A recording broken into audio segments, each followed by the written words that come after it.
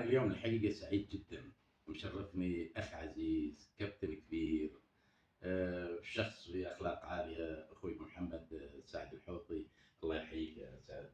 يعني مشرفني بصراحة البيت على استكانة الشاي على ما لا قبل. استاذ الاستقالة شاي ابو محمد هذه عند بوفيه كبير، انت اخو عزيز يا ابو محمد الله يحييك. ومكانتك بالقلب كبيره يا ابو محمد.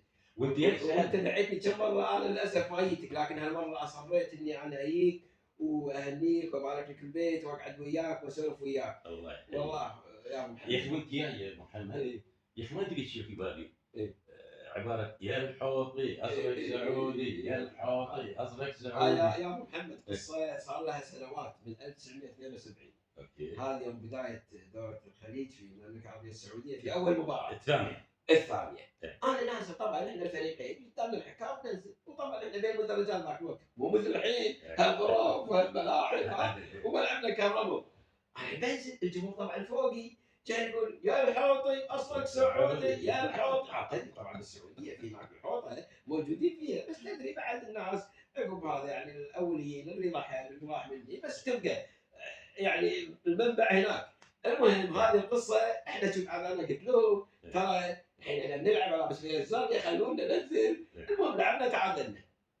دارت السنين يا ابو محمد وطلت السنين وتعرفت على الامير نواف بن محمد.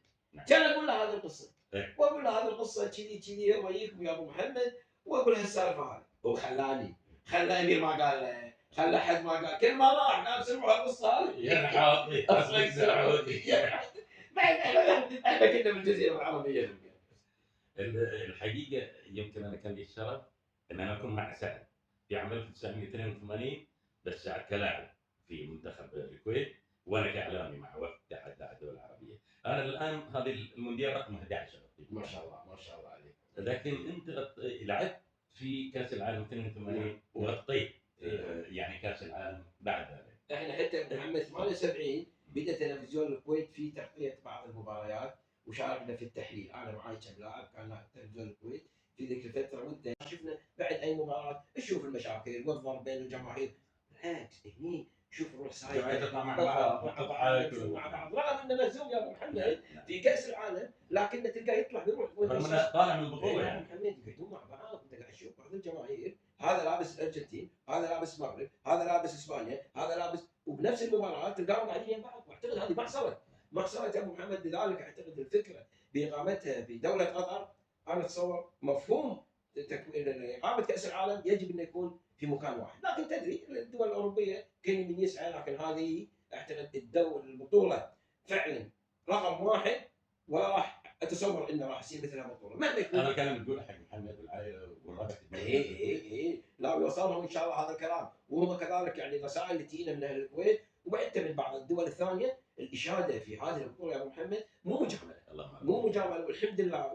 ابو محمد اكو شيء مهم، احنا قاعدين نشوف رمز الدوله ورئيس الدوله والقائد والوالد الشيخ حمد متواجد مع الشيخ سمو الامير الشيخ تميم والعائله، وهذا وتشجيعهم للفرق العربيه محمد بالضبط، وتشجيعهم ووقوفهم ومساندتهم للفرق العربيه وللجماهير العربيه. واعتقد هذه اهم نقطه كذلك موجوده، الناس يشوفون يعني هو رئيس دوله لكن بنفس الوقت فعلا عنده امور كذلك انه يحضر المباريات ويشجع الجماهير ويتابع كل شيء صغير وكبير، رغم قاعدين نقرا مسؤولياته السياسيه في الصحف نتابعها ونشوف يقابل الرؤساء طبعا الناس اليوم.